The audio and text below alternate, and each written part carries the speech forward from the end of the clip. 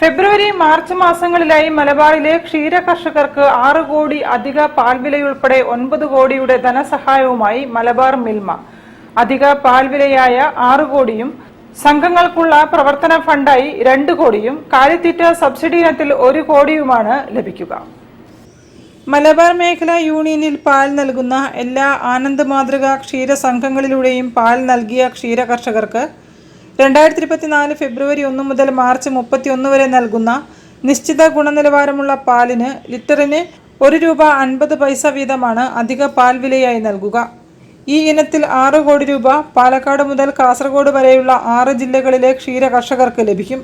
2023 December 2024 ജനുവരി മാസങ്ങളിൽ യൂണിയന് നൽകിയ പാലിൻ്റെ അളവ് അടിസ്ഥാനമാക്കി ഈ തുക ഫെബ്രുവരി മാർച്ച് മാസങ്ങളിലെ ആദ്യ വാരത്തിലുള്ള പാൽ വിലയോടൊപ്പം കർഷകർക്ക് മുൻകൂറായി നൽകും.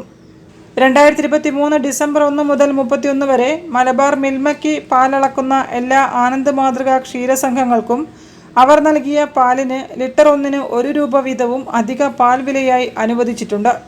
സംഘങ്ങളുടെ പ്രവർത്തന ഫണ്ടിനായാണ് തുക അനുവദിക്കുന്നത്. 2 കോടി രൂപ ഈ ഇനത്തിൽ സംഘങ്ങൾക്ക് ലഭിക്കും. അധിക പാൽവില, കാലിത്തീറ്റ സബ്സിഡി, സംഘങ്ങളുടെ പ്രവർത്തന ഫണ്ട് എന്നിങ്ങനെ 9 കോടി രൂപയാണ് ക്ഷീര കർഷകർക്ക് കൈമാറുന്നതെന്ന് മിൽമ ചെയർമാൻ KS മണി, മാനേജിംഗ് ഡയറക്ടർ KC ജെയിംസ് എന്നിവർ പറഞ്ഞു. 33 കോടി രൂപ ഈ സാമ്പത്തിക വർഷം പാലിന് അധിക വിലയും കർഷകർക്ക് നൽകുന്നതോടൊപ്പം തന്നെ സംഘങ്ങൾക്കുള്ള പ്രവർത്തന ഫണ്ടും കാലിത്തീറ്റ സബ്സിഡിയുമായി നൽകാൻ നമുക്ക് കഴിഞ്ഞിട്ടുണ്ട്.